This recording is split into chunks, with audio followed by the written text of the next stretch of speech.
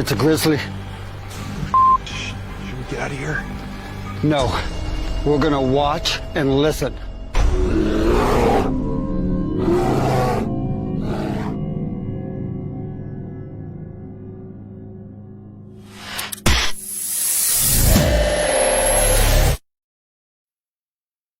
Good evening, everybody. Wednesday night, and as you can see, Grizzly is still a little busy, so I am subbing again for him. You lucky devils, you.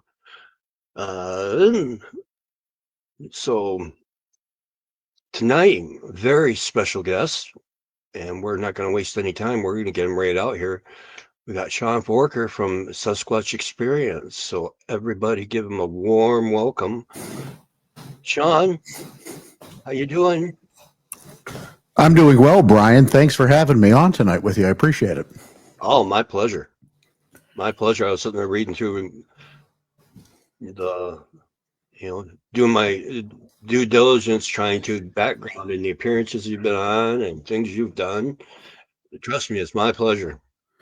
I love this. Oh my God, I can't believe I'm drawing a blank. From the David Carradine from Kung Fu talking to, I'm Grasshopper.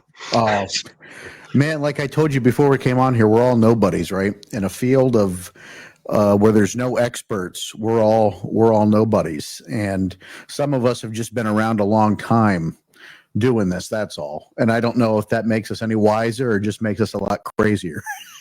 That's all. A little of both, I think. Right. I agree with that. Column A and column B, right? Yeah, exactly. It just depends how deep you go and how many different people you're willing to listen to. Right. Absolutely. And, the great thing about this, and I'm just coming out of the Pennsylvania Bigfoot camping adventure that happened over the weekend that was hosted by one of my mentors, Eric Altman. And it was a great event, Brian, and we had a good audience. And one of the things I talked about in our presentation on Saturday morning was myself and my partner, Matt Arner, who's one of the hosts of the show with me, is that the best part about this field is that nobody knows anything and we can all be wrong. And I think it's a marvelous place and position to be in a field of study. And I still consider it to be a science. Some folks, might consider it way into the paranormal. I don't think there's anything paranormal about this. It's different, right? And it's a little bit of biology, a little bit of zoology, and a little bit of everything. And the one thing we can't deny is that either it's coincidence or concurrent. There's some weird things that happen alongside these Bigfoot sightings, right? Oh, yeah. I used to be very hardcore on my stance before I started doing too many of these shows that, flesh and blood and that's it.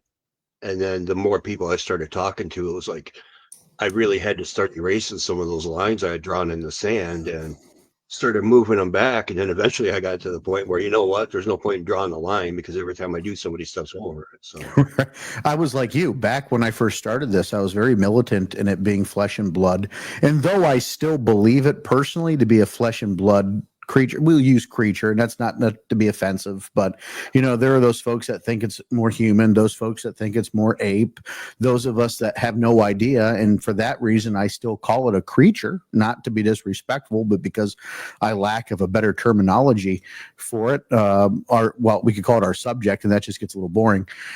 But we don't know. And there are people, Brian, that see things, whether it's a UFO or balls of light or flashes of lights, or these things kind of fade in and out like the Predator. They see some things, and we didn't witness it, right? You and I weren't there with them when they encountered this. So what gives us the right to say they didn't experience what they experienced? Whether we believe it or not, it shouldn't be our place to put the judgment on there. What we do is gather the facts and let the facts speak for themselves. Yeah. I'm going to pull something up real quick, just to emphasize on your point. See if I can find it real quick. Doo-doo-doo.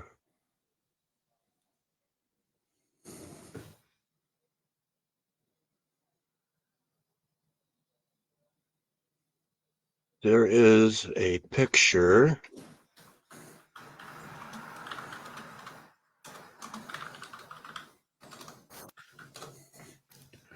Right. I hope you don't hear any background noise. I have the window open No, in the studio, so wrong that's the picture. Jacobs photo. Yeah. I want to pull up one. Actually, while I'm looking for this, how about you tell us how you got started? Well, I was a little bitty kid, about 8 or 9 years old, and I like to talk. That hasn't changed in all the years I've grown up. And on our trip to my uncle's house in Virginia Beach, I just wouldn't shut up. So my dad stopped and got a book. Whether he got the book for himself or me, I'll never know to this day. But he gave it to me to quiet me up, and it was Sasquatch, the Apes Among Us by John Green.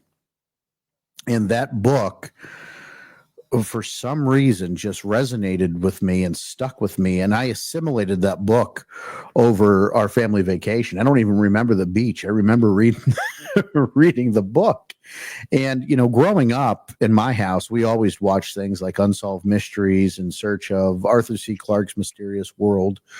And back then, if you got an episode of that every 6 months, it was exciting because it wasn't like it was today. There was no YouTube where you could go out and watch this stuff.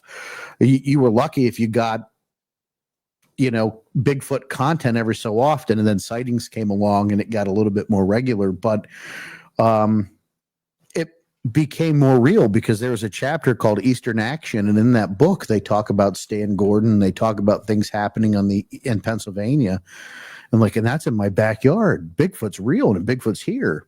Yeah. And so that excited me throughout my teens. And as I was old enough to go out and investigate and meet up with people who had sightings, you know, I became really really invested and interested in it. As again, I go back to our Saturday lecture when we were talking. You know, back then I was a teenage boy talking to grown men on the internet about hairy things. You can't do that today without ending up on a list, you know, but the internet was a different time. It was a different time back then, you know.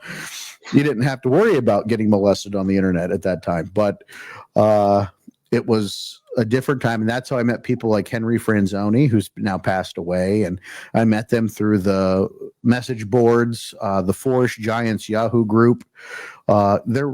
There just was a whole new world out there available to us when the internet came to fruition. And so then I met up with Eric Altman, and the rest is history. That's where I've been. I mean, holy crap. How often do you go out? Oh yeah, quite a bit. Yeah. This year's been kind of hard with work, but we have a very active research spot, Matt Arner and I, up in the northern part of Pennsylvania that we frequent, and we're spending a lot of time in pretty much the whole Allegheny Plateau, you know, which spans a good northern part of the state from, actually, I think it's eastern Ohio to New Jersey. But we're concentrating around the Allegheny National Forest and certain spots along that northern tier of PA where, Brian, there hasn't traditionally been a lot of Bigfoot sightings. However, the more and more time we spend out there, the more comfortable people are about coming out and talking to us about it. So every time we get out there, we probably get one or two new sightings that have never been cataloged by anybody before. And that's the beauty of going, you know, whenever you hear about all these people that they go 2 weeks here and then they shuffle off across the nation and they do 2 weeks there and then 2 weeks someplace else. To me, I don't want to say it's a waste of time, but I think with what you do and the way I do it is, you know, I've been 4 years in one location going out 3 times a week. And that's the best. I'm with you, Brian, hands down.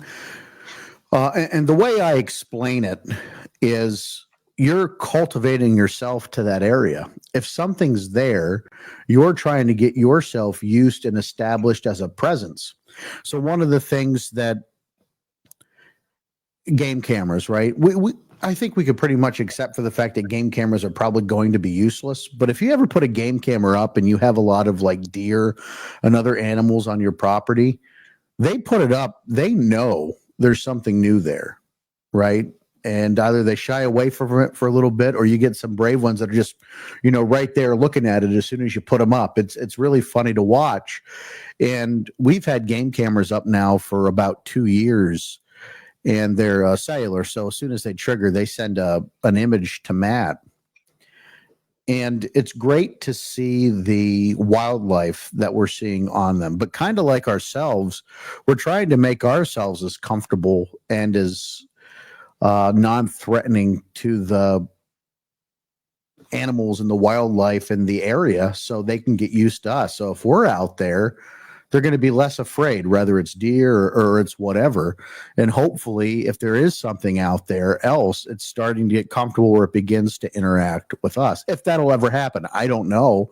But that's our thought. We're spending a lot of time in this area, making ourselves known, making ourselves like natural to the environment. Hopefully that the environment responds to us. Yeah, it's kind of a way of,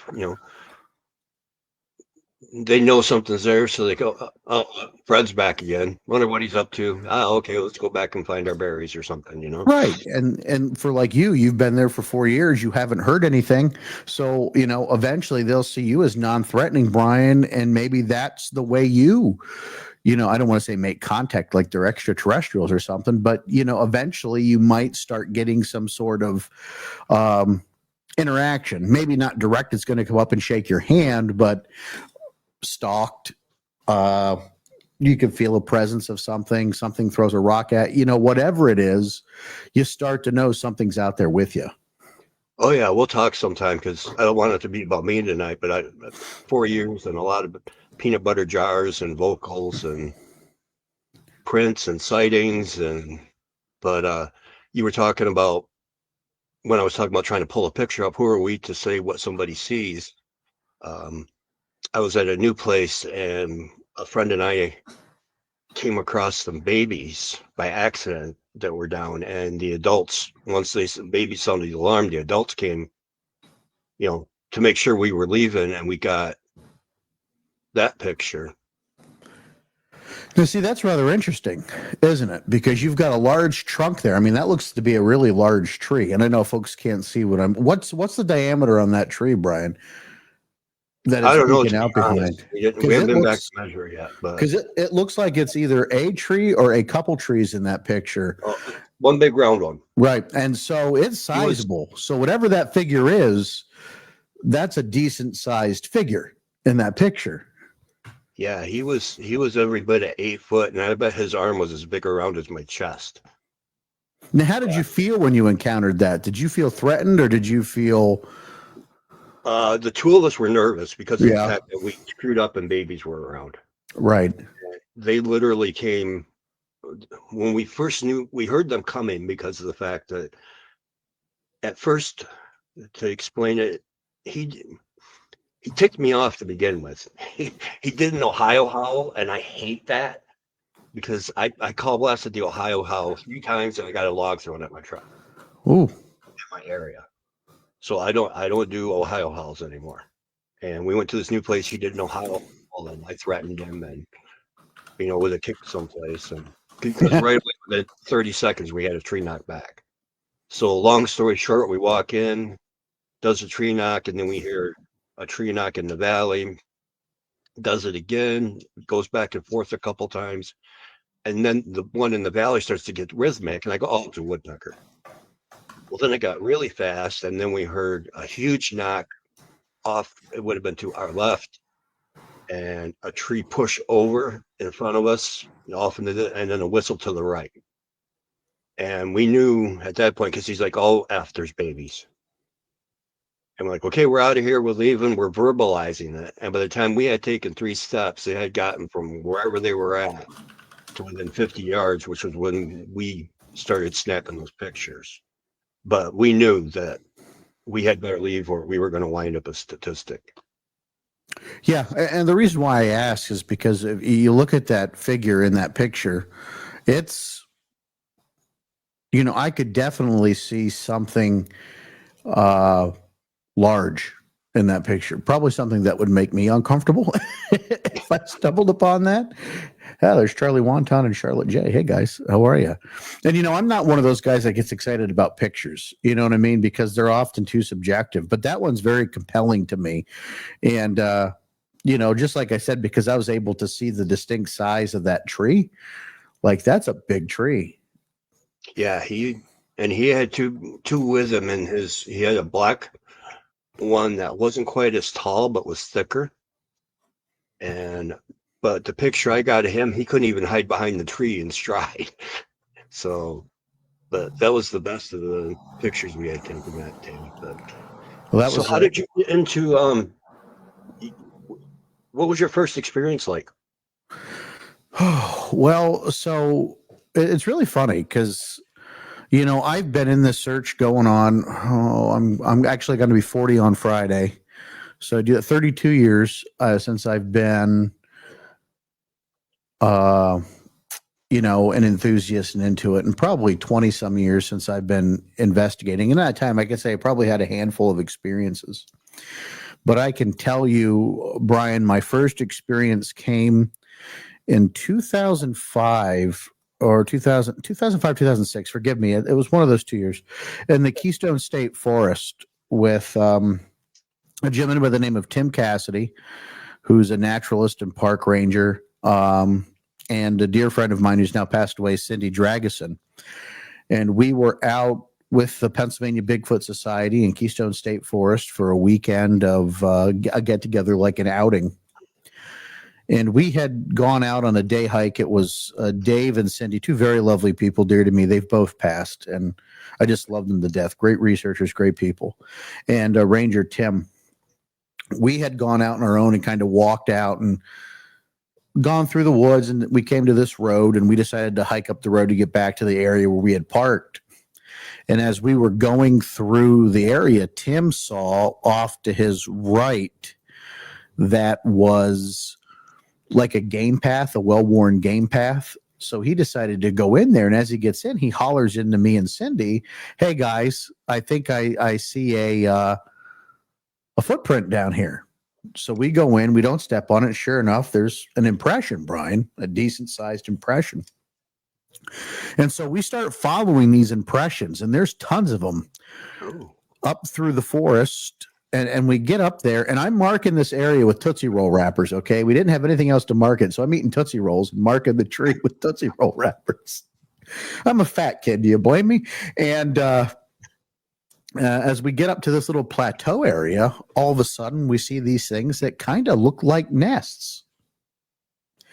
And so, pardon me, as we're out there checking out this area, the weather started acting up, and we decided, well, let's get out of here. We know where we're at because I had marked that area with Tootsie Roll wrappers. And the weather got rough. It started to rain pretty hard, and we left. When we came back a couple hours later to that spot, it was like the whole geography changed. Probably a microburst and something had gone through there. In fact, the only reason why we knew we were in the same area is because of those damn Tootsie Roll wrappers. We found them in a couple trees. So as we go up and we get back to this area, Tim gets down, he starts getting near one of these nests, and all of a sudden, I get hit with this overwhelming sense of fear and nausea, like I'm ready to hurl everything I just had in my stomach. I ate a lot of Tootsie Rolls, but that wasn't the cause of the feeling.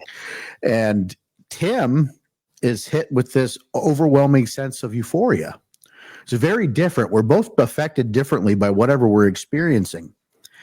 And at that point, a couple of the other guys from the PA Bigfoot Society joined us, Eric Altman, Joe Biello, Norm Gagnon, and a couple others. And there's this loud crash that takes off through the brush like a freaking bulldozer.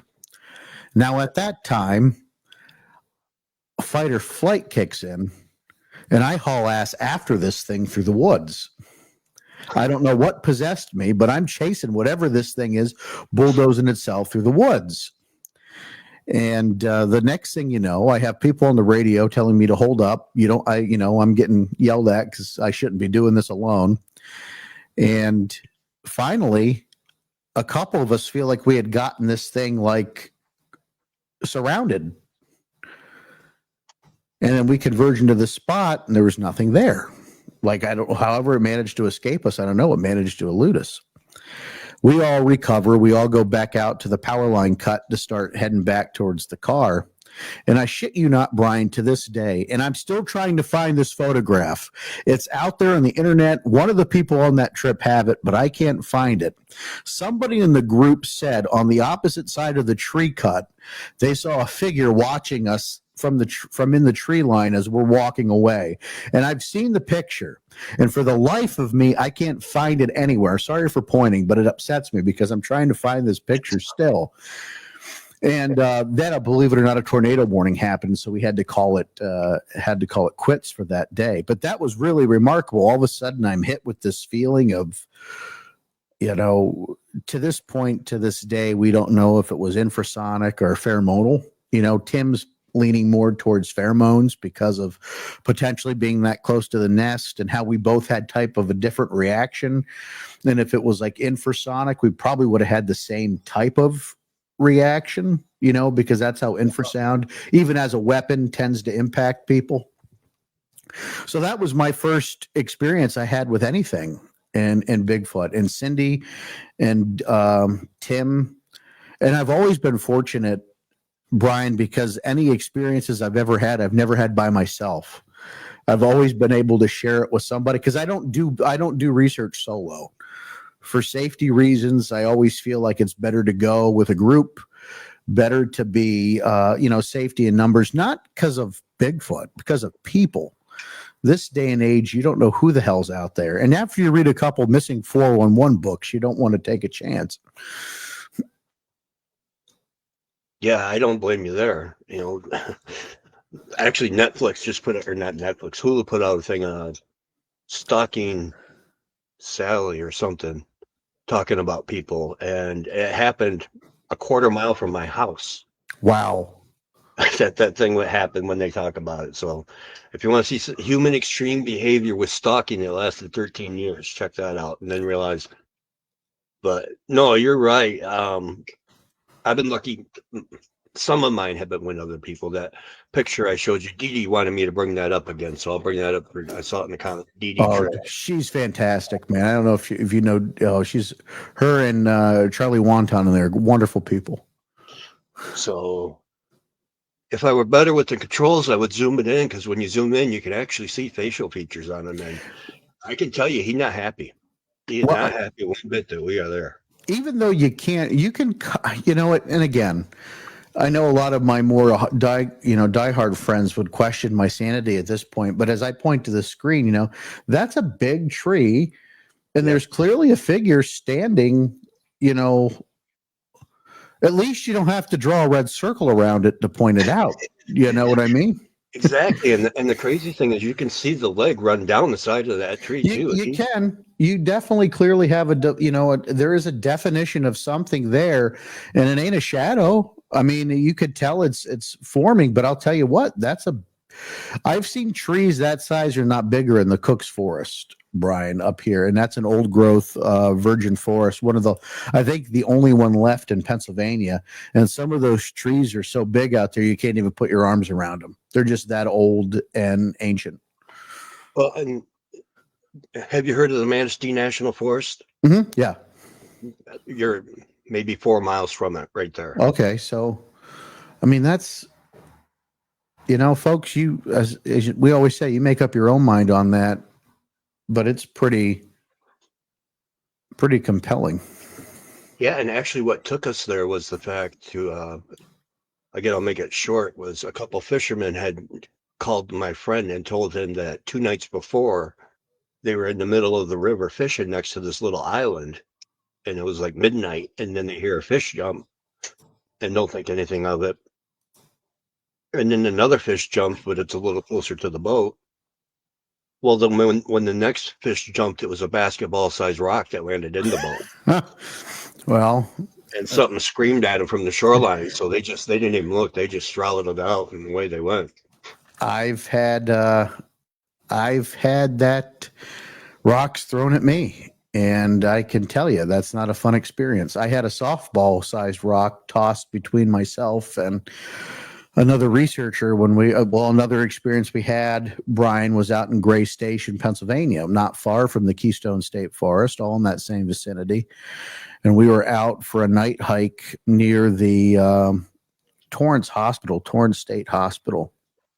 And this is a very active train track. In fact, one of my favorite sighting reports from that area happened. There was a woman out one morning jogging near the train tracks, and she saw a Bigfoot pick up a deer along the train track, sling it over its shoulder, and walk away.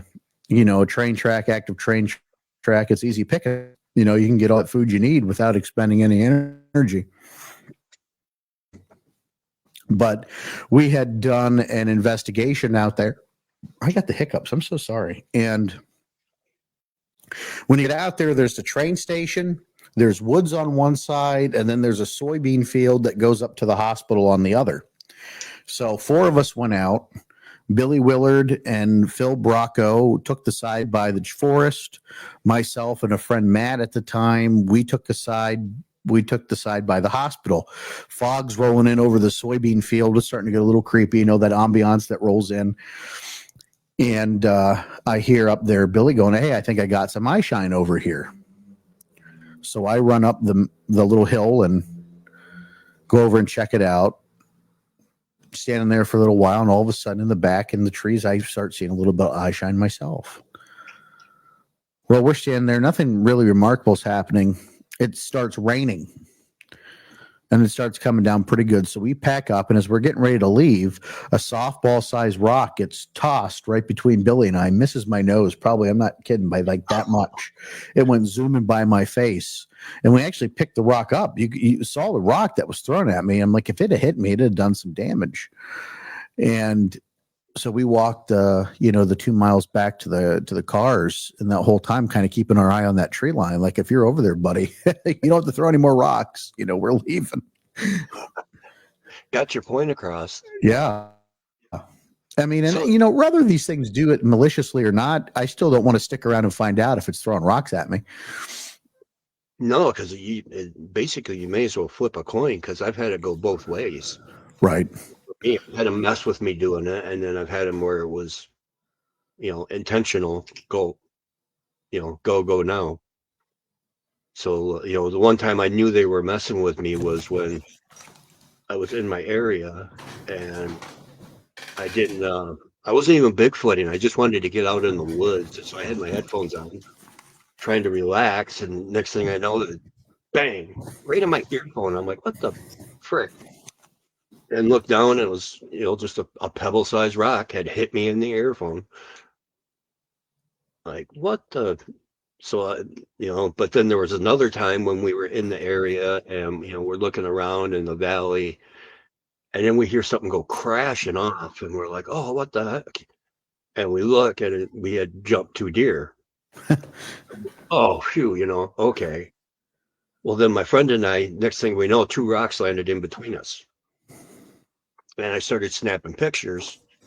And in the picture, they're, blob, your typical blob stuff, but you could see 3 of them behind trees. What looked like. So it was like, crap, we probably interrupted a hunt. So I think those rocks are telling us we better go before we're next on the buffet list. It's interesting because I like to compare these to sometimes known primates, and like, to me, with the jaw popping and stuff like that, it just makes me think chimpanzee. And if they hunt similarly to chimpanzees, that really makes me uncomfortable. Yeah. Especially if they have that. Well, we know that they got to run along a line up to somewhere because they eat meat. Right. They're not herbaceous, they're omnivores. And yeah, and chimps actually, they've shown use meat for different things besides food. They use it as bargaining chips for gifts. Right. Absolutely. So now we're in the 2000s, and you've had your experience. Now, 2000s, you were in a better spot than I was, because my first sighting was in 87. and I was going to be all over telling everybody. And then it dawned on me that I can't tell anybody because you know how much fun I'll be made of in 1987. Right. So Well, it 2000s was were a different time. yeah. Now, so how did what turned the corner for me was forums. What turned the corner for you to get into the podcasting, and how did you get the crew together you got now? So we used to do Yahoo voice chats, and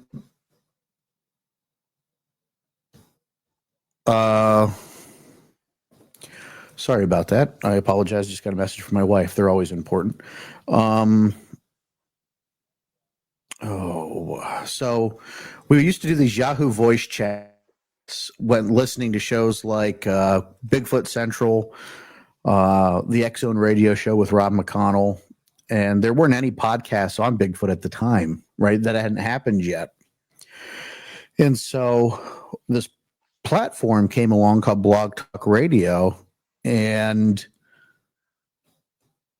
Blog Talk Radio kind of opened it up. Steve Cole, Squatch Detective, was the first person to do a Bigfoot talk radio.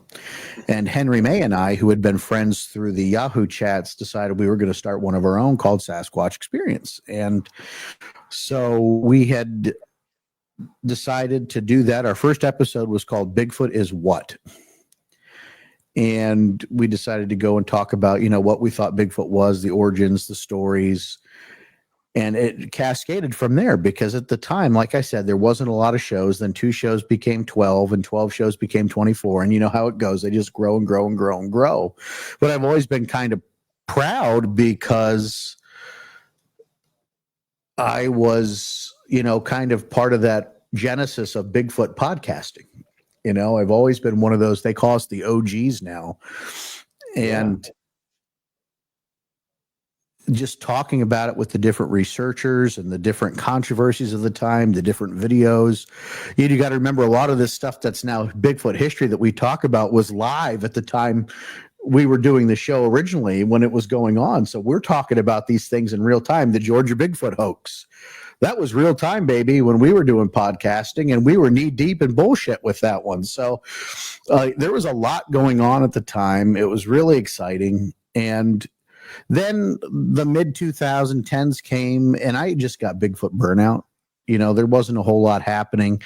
Finding Bigfoot was just becoming popular. And I decided that, you know, maybe I start going into different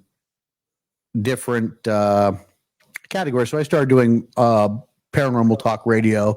I've had a research group of my own. I spent a lot more time doing field work through that time than I did doing podcasting.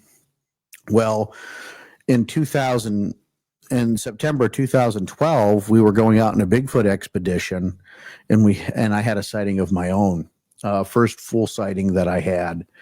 And it really changed my life, Brian. In fact, it almost made me give up Bigfooting. It had that much of a profound effect on me because you got to remember at that time, I had some experiences, but I was on the fence. Like, is Bigfoot really real? Am I out here chasing a mystery? You know, what's going on? So we went out on this side. It was myself, my good friend, like brother Ray Hendershot, and Ray's the size of a Sasquatch himself. He's 6'4", 6'5", 340 pounds. He's a big dude. And then my buddy Dustin Kinley, who at the time he was still active with the National Guard. He's now done with the National Guard. Now, and so we had gone out as part of a group with David Rupert, Ryan Cavaline, and Eric Altman. We were kind of like the pre-scouts for that weekend. We went out and got cameras and stuff set up, and then Eric, Dave, and Ryan left, and it was myself, Ray, and Dustin staying out there that night in this area, just the 3 of us. So we had built a fire, and we were sitting around the fire because we were going to go to bed early so we could get up really early in the morning and see if we could get some activity going. And as we're sitting there by the fire, Ray's back's to the woods. My back's kind of to the entry to this meadow we're staying in, but I could see the meadow and part of the woods on the left. And Dustin's sitting off to my left, and he could see everything. The woods were on my right. Dustin could see the full view of everything. All of a sudden, out of my peripheral, I see something very large and light tannish beige color clips through our campsite and into the woods. And you can hear it take off through the woods. Dustin and I shoot up out of our chairs and we go over to the wood line, see if we can see what's going on in there. Because there's still light, but not enough that it's not penetrating that deep into the forest. You know what I mean? And we're like, what the hell was that? What did we just experience? And, we're trying to reconcile going on. What did we experience? We're sitting there and we're like, oh, man, I don't know. Let's go to bed. Let's see if we can get some sleep. We could tackle this more when we get up really early in the morning. We take the woods off the fire, the logs off the fire, make sure the fire's out. We go and lay in the tent. And we're in there for a while. And as we're in there laying down, we start hearing something walking around our campsite. Now, if you've been in the woods long enough, you know the difference between something bipedal and something on four legs walking through the woods. There's a cadence to it. And there's a heft, and we're lying in there, and all of a sudden I see the little light on Dustin's cell phone come on. Now, by the way, there's no cell phone service out here. You get like a bar, 2 bars in the center of the meadow, which is still pretty far away from our tent. And we still hear these footfalls, and Dustin opens the tent, goes to get out. And something had moved the logs back onto the fire, and the fire's starting to rekindle. There's an orange glow going on out there. So Dustin's a little freaked out. He says, Forker, throw me my gun. And me being the epitome of gun safety, I threw him his gun. And I go to get my boots on and step out. And he goes, Forker, look. And as I look, that same figure is to where he's pointing that ran through our campsite earlier that night, runs up this little hillside and takes off like a bat out of hell around the peripheral of our campsite. And you could hear it moving. Well, that's enough to wake Ray up. And he's coming out. What's going on? And as we're standing there trying to figure out what's going on, Ray goes, well, that explains what touches me through the tent. He felt like something had touched him while he was laying there in the tent. And so at that point, I'm really freaked out. I run to the center of the campsite and I call and see if I can get a hold of Dave or Eric or anybody to see if they're still close enough to come back out to the center of the woods, out to the woods with us out here. I didn't get anybody, so I ended up calling Dave's wife, Carrie. And you could call her, and this day she'd tell you it was the most freaked out she's ever heard me.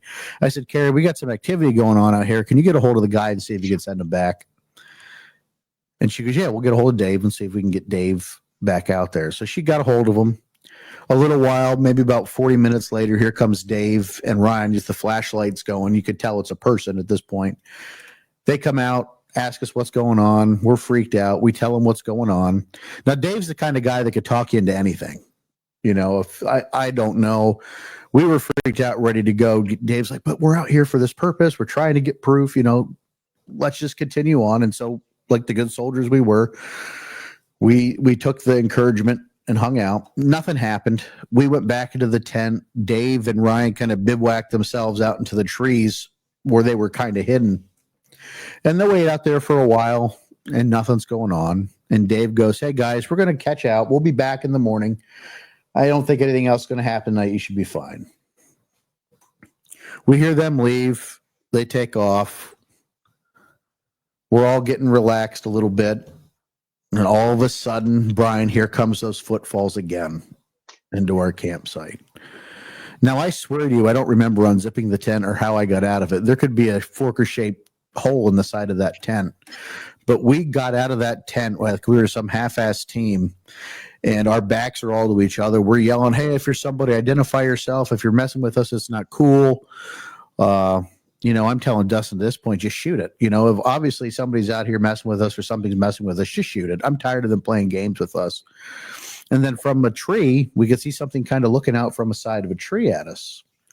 So I said, Dustin, there it is. Dustin points his gun, and just like Hooper and Jaws, shoot it, Quint, shoot it now. Right? I'm telling Dustin, shoot the damn thing. Dustin's like, I can't shoot it. I don't know what it is. So finally, the three of us get this great idea. Let's charge it. So the three of us get together and we haul ass towards that big figure, and it takes off. Now, what's interesting is in that area, there's like a 2 to 3 foot kind of like it's flat in the ridge, then it goes down. You know what I'm trying to say? Like it's lower at that point than it is the meadow. And whatever it was still higher than me standing there at eye level. Now I'm not very tall. I'm 5'6" on a good day. And so that thing had to be 7-8 feet tall, Brian, just by where it was standing. And it took off. And as we're like, okay, we're super freaked out now because whatever it is, it keeps coming back, right? We just don't want to be out here anymore. So we're hanging out and it's starting to sprinkle a little bit. We're like, you know what? At first daylight, we're going to pack this stuff up. We're going to get the hell out of here. And daylight breaks. Well, before there's a flash of light, and that's important. It's not lightning. It was never lightning, but it was looked like a flash, like from a camera. Do you know what I'm talking about? Yep. And so daybreak hits. We threw everything to a couple Rubbermaid totes, and our fat asses get out of there in like 6 minutes. We hauled ass out of there, and I was very uncomfortable. And I don't know. It was a total mind trip for me because at this point I always entertained Bigfoot was real, but I didn't know. And to have an experience like that was just kind of traumatic because all those feelings you're having, they just kind of hit you like a kaleidoscope. You know, it's just like, bam, you're hit with all these things and all the emotions. And like all these years you've believed people and didn't believe people. And all these years you've thought this. And it was just, I just wanted to give it up. I'm like, okay, I saw something that's not supposed to exist now.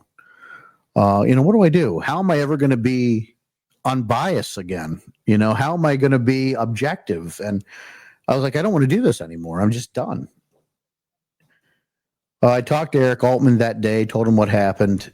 He was in disbelief. And this was a very active area of Pennsylvania, but I just never expected to have a sighting of my own, Brian, ever, never.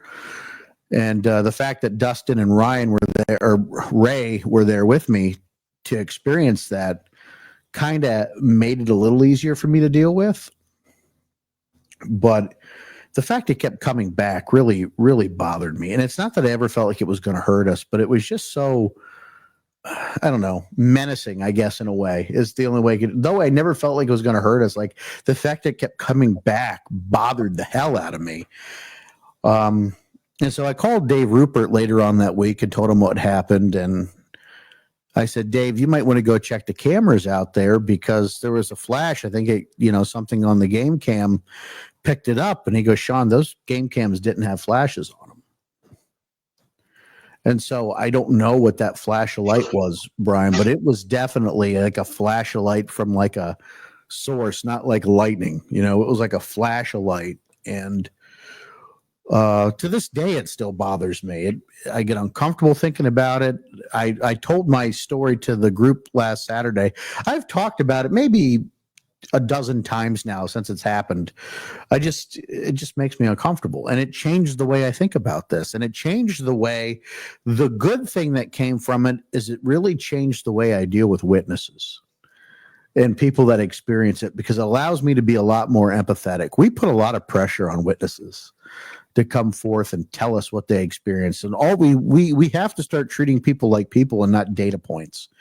You know, if they're anything like me and they had an experience with something, it shook them and it's a little traumatic. And that's how it's been with me. Like, and I'm still remembering things. And Matt Arner, my research partner, I bring Matt up often.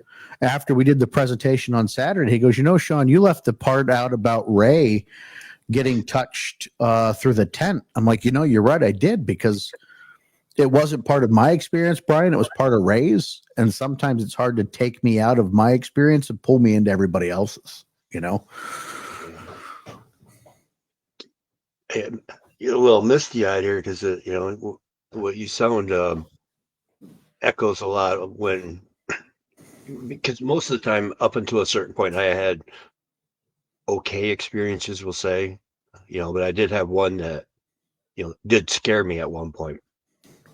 But, and for you and I, it's funny because the people that, like the first time I went to this new place over 4 years ago, I expected to get skunked. We all know people who have been out there their entire lives. looking for these, beings and jump up and down and think they've hit the Holy Grail and they get a tree knock, Right. let alone a visual. So, once you have a sighting, and especially if you're not ready for it, now you got to question everything, because, if in your reality you were kind of on a fence about it, it's like, maybe Santa's real, maybe he's not. Well, now you just seen that bad boy going up, his fat butt going up the chimney and the toys left behind, and now you got to question everything. So, And it's so hard, man. Like, because you want to still be able to be on the fence. yeah, you And want to be objective when you talk to people. objective, right? It's hard, and I lost that, and that really bothered me. But then I realized, you know what, Brian? I don't have to be unobjective. I can be. I don't have to be not objective. I can be objective, because there are people that are going to make up sightings. But Brian, when somebody's had an experience or something they can't explain, I don't know what it is. Like, there's an underlying tether that pulls you together. Do you know what I mean? Like, there's something about it that you can connect with somebody and you're like, son of a bitch, they really did experience something. Like, it's an intangible, like, I can't explain it to this day, but I'll tell you, I can feel it when I'm talking to somebody that's experienced something. I can feel it. Yeah. And it's like you said, in a way, it's kind of a bond, because you've been through something. And even though you don't know exactly what they went through, they went through something. Right.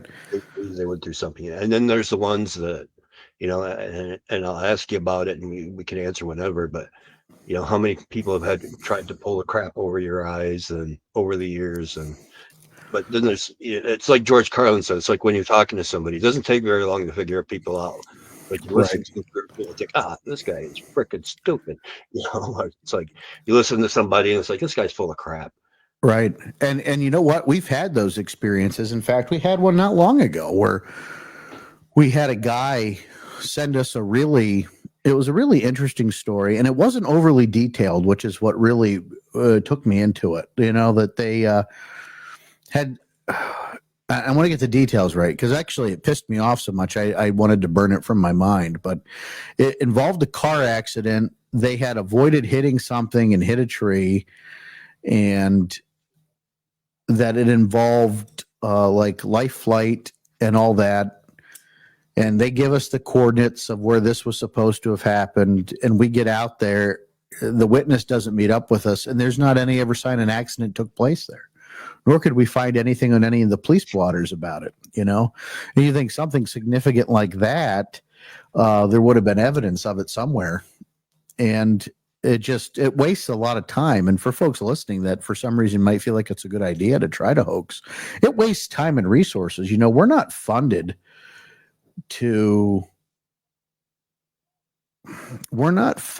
by any kind of government agency. We're funded from the in our pocket funds, and none of us that I know of are Rockefellers. I'd like to be. I'll tell you that. I wish I had the expendable income to go out and spend as much time as I want on this. But for people that mess around, you're taking money out of our pockets we could be using to spend towards, real witnesses and real research that could be useful, instead of wasting our time. And that's where I get really upset about it, because, now you're pissing with my money and you're pissing with my time. And those are things that you don't usually get back. You can always make more money, but you can't get the time back. And that's time, Brian, we could be using on something else, Yeah. You probably pay it out of the same fund I do, the PIM, pay it myself. Yeah. And then you deal with, I don't know if you like me, but you deal with the angry wife. Yeah, that's another story in and of itself. Holy cow. I made the comment last night that if anybody had realized how much money we spent on this, I probably could have put one of my kids through college on the amount of money spent on this over the years. Sadly. It doesn't take long, because, for a long time I treated this like George Carlin said, it was interest. Interests are free. But once you buy a recorder and a thermal and, maybe a camera or two, it's no longer it's a hobby. You're definitely created it. or an interest, you definitely created an expensive hobby, because Right. even a cheap thermal is not cheap. No, I mean it's getting more affordable, Brian, but that, still it doesn't mean it's everybody can afford it. And but here's the other thing. I've become more of a minimalist when it comes to research. Like most of the things I take are pen, paper, and a flashlight anymore. So pen and paper. Pardon me about that. I'm sorry. No, you're fine. It's because I don't want to be distracted. And I think as much as the technology is great, it's distracting us from why we need to be out there. I think I've given up hope of being the person to get any kind of video evidence. We do put long-term audio recorders out because we do think there's a play to be made there. We put out, we haven't really done the gifting, and I don't like to call it gifting because I don't think we're trying to. Can we call it baiting without being offensive to anybody, Brian? Can we try the term baiting? We haven't tried that yet. But I'm sure we could. And the reason why we haven't is we have a lot of bear out there, and I don't want to get them comfortable with a meal. Here, I'll show you something.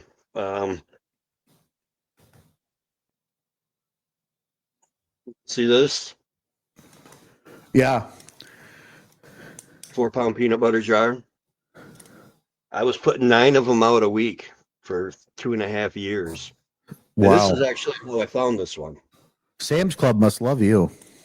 Oh, it was after the time in history we're not supposed to talk about. Oh, yeah. Gotcha.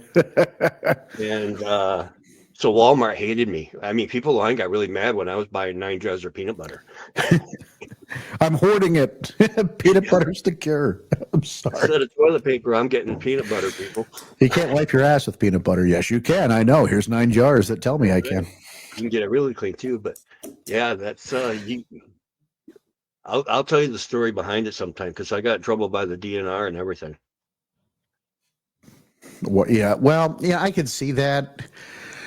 And I will say that about our state. We have a really great DCNR, Brian. And in fact, in some areas, I used to leave a business card out of my car if we were out, because they got to know us out there. And if for some reason anything happened, they at least knew we were in the area and how to get a hold of us. Yeah. And DNR here got called because have you heard about when people have talked about when you quit gifting, they get mad? Yeah. The outbursts, as I call them. Yeah, those peanut butter jars were being chucked into people's yard at 3:00 in the morning and setting up for security motions. So did anybody ever give you the footage of that? Because I would love to seen that on the camera. Like if anybody had those, cameras out there, like just chucking peanut butter jars at their house. Nope, they never showed me the footage. But man, I would love to get that. Wouldn't you? Wouldn't that be great to have? Like, God, just to see the peanut butter jars get rocketed, like, into somebody's yard. Yeah. I still feel bad because one person's house got, the person, little girl woke up screaming because there was one looking in her second story window. It escalated to that next. Well, one of the first stories that's going to be in my book is a story from 95, I think, not far from where I live, of a woman that would hear something beat on her house at nighttime.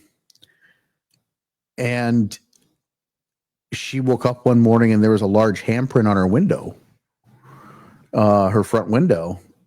And she had observed it, I guess, the night before at looking at her window, of it looking in her windows and in the area around her house. And that kind of put me into the mindset of, she said she had a picture of the handprint, but she was never able to get it to us.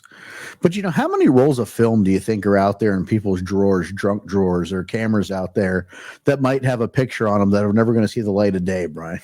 Oh, I bet there's a lot of them. Right. And that's so frustrating. It is, because I think some people do it, for me, a couple reasons. One, the ridicule. Right. Agreed. Everybody thinks that, like me, if I had sat on that picture thinking, oh, I got the $1 million photo, but I'm not going to show it until somebody gives me $1 million. I think you get a lot of that too.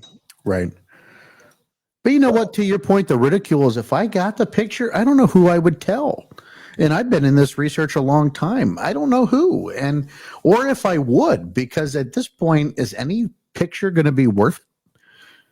You know, everybody could, oh, it's AI, or well, AI is only so good. I don't know. I saw King Kong versus Godzilla in the movie theater, or Godzilla X Kong, or whatever it's called, the New Empire, and they still look pretty CGI to me, and that's Hollywood's best.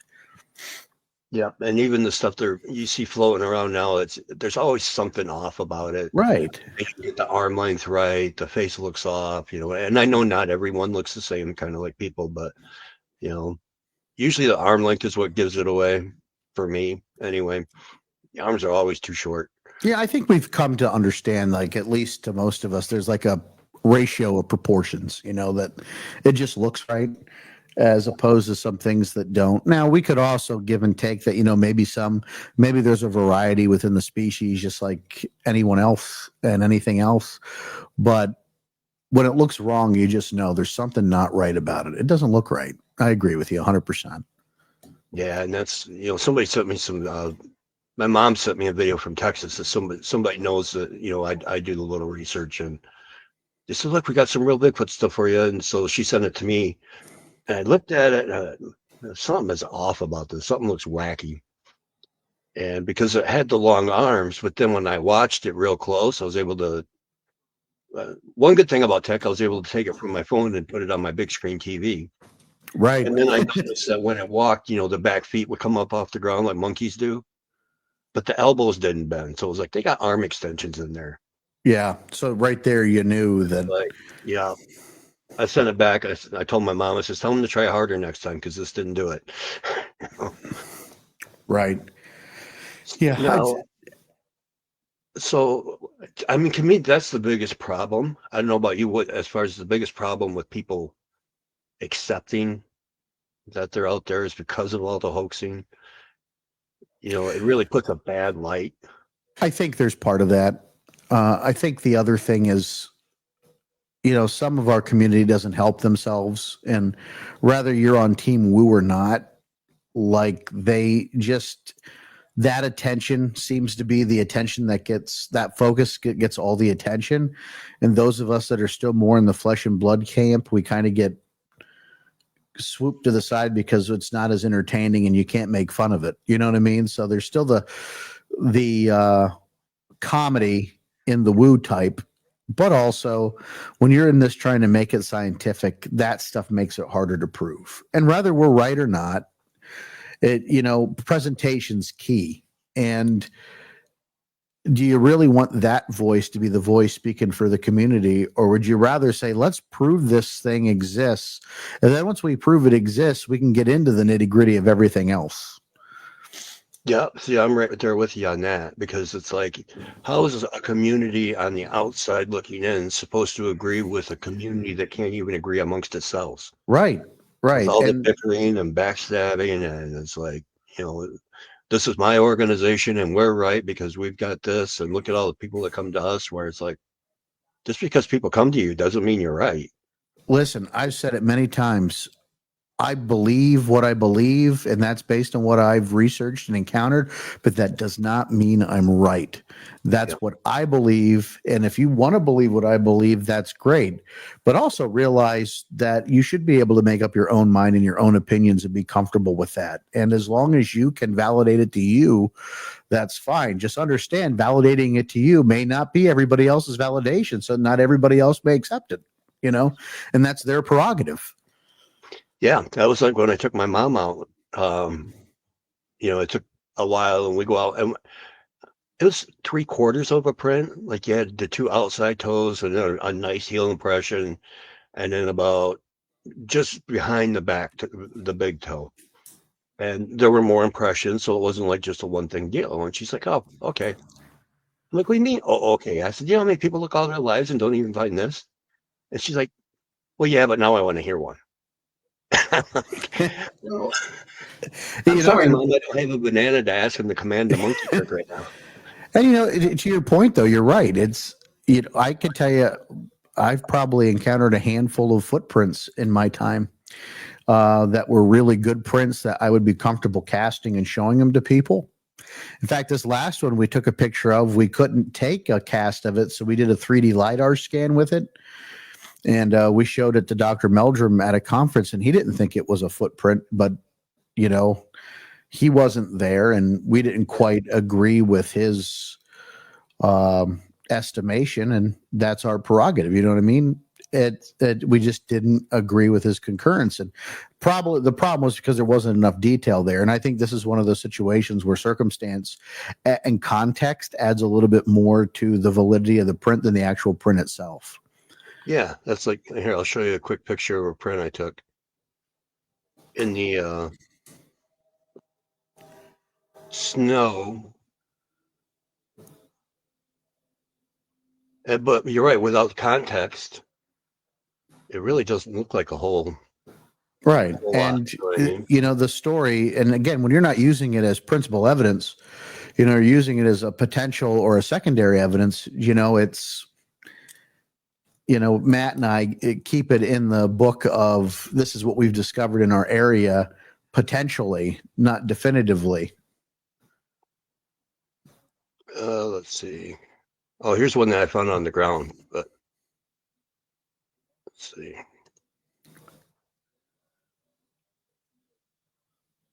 Cleared out impression, you got a tape, right? It's hard to determine, but you've at least taken steps to secure it and get some measurements. You know what I mean? You're trying to reinforce what it could be, right? Cleaning it out, right? That was 23 inches. That's a big print.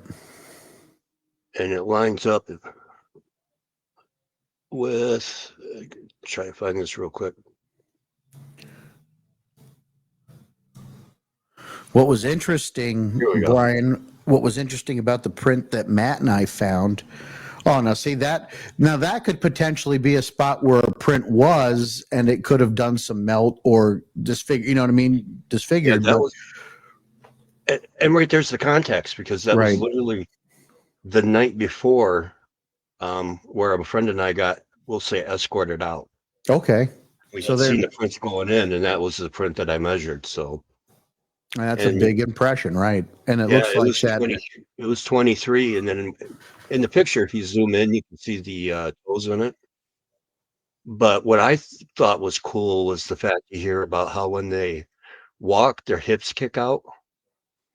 And if you look on the left side, you can see where at the top of the snow that left heel starts to kick out. I can see what you're saying there. But like you said, but without context, it's like, could have been a snow rabbit or something, you know? Could have been, right. I mean, and that's the thing with footprints. They could be a lot of different things, but unless we take pictures of them and collect it, we don't know, you know. And sometimes you could send that to somebody who may be an expert and say, you know what, I could pull something from that, you know. Yeah. Well, Sean, we kind of hit that magic time mark as much as I'd like to keep going. Well, you know, we can always do a part 2 at some point, Brian, and we'd like to get you on Sasquatch Experience to talk about your stuff at some point as well. So we'll have to book you for that. Yeah, I'd love it.